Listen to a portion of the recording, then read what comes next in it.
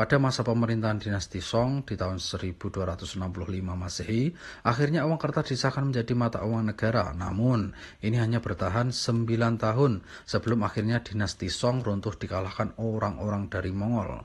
Mereka kemudian mencurangi sistem ini dengan mencetak uang kertas sebanyak-banyaknya tanpa penyandaran nilai pada emas dan perak. Ini yang kemudian disebut dengan fiat currency atau uang fiat. Singkat cerita, ini menyebabkan krisis keuangan di Cina dan akhirnya mereka belajar mencetak uang seperti ini sangatlah berbahaya. Pada tahun 1455, mereka tidak lagi menggunakan uang fiat dan kembali menggunakan emas dan perak selama hampir 500 tahun berikutnya. Di bagian dunia yang lain, uang kertas yang disandarkan pada emas masih digunakan. Misalnya, pada tahun 1700-an di Inggris di mana para bankir dan pandai emas melakukan tindakan yang sama. Sistem finansial ini kemudian akhirnya memicu ke arah sistem yang kita kenal sekarang.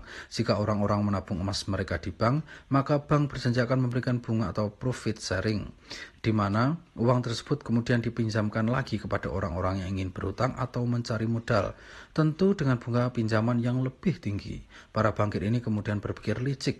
Mereka menyadari setelah beberapa waktu tertentu, para nasabah cenderung menyimpan emas mereka dalam waktu yang cukup panjang, berbulan-bulan atau bahkan bertahun-tahun. Mereka menyimpulkan bahwa orang-orang tidak akan langsung menarik simpanan mereka dalam jumlah besar di saat yang bersamaan. Akhirnya, mereka menggunakan sistem yang sama seperti kaum Mongol beratus tahun sebelumnya. Ya, mereka mencetak uang kertas melebihi dari cadangan emas yang mereka miliki.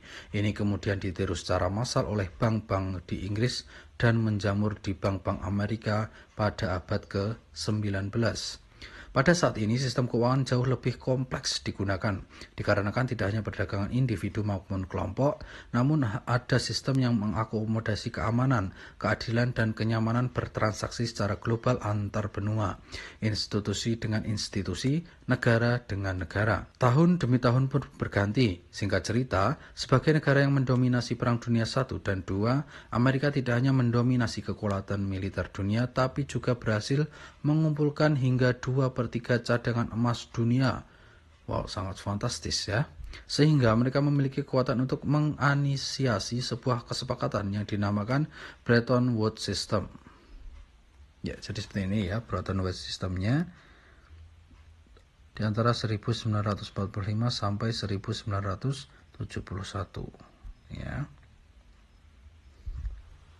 Sistem yang dimana mata uang dolar disandarkan pada emas, lalu mata uang negara-negara elit dunia lainnya disandarkan pada dolar. Seolah-olah dolar itu sama baiknya dengan emas di harga $35 per ons emas. Pada tahun 1971, karena kekhawatiran akan dominasi negara-negara yang memiliki 1/3 cadangan emas lainnya yang bisa membahayakan dolar, akhirnya pada tahun 1971 melalui Presiden Nixon, Amerika yang mengumumkan bahwa dolar tidak lagi disandarkan pada emas.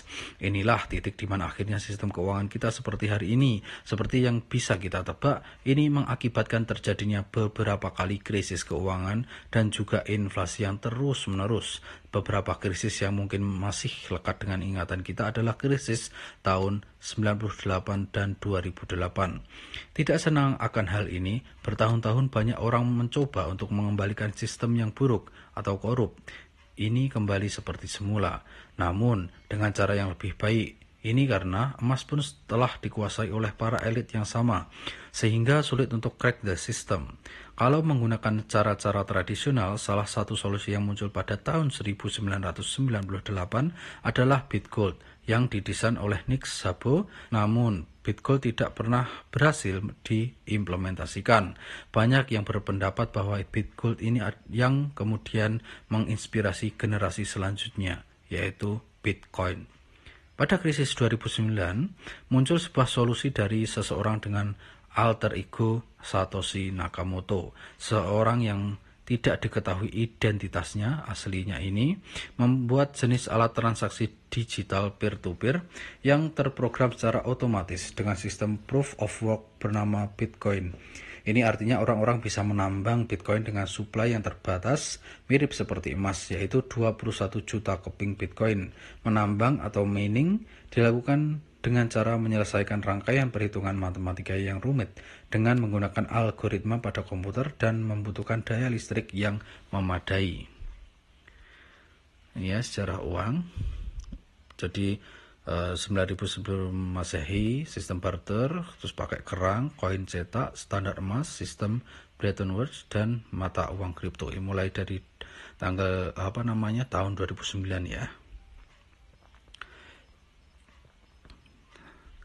Nah, pada akhirnya uang hanyalah alat yang harus disepakati oleh pihak-pihak yang melakukan kegiatan transaksi. Sebagai alat, bentuk uang tersebut berubah-ubah dengan tingkat kemudahan dan juga supply demand yang ada di khalayak ramai.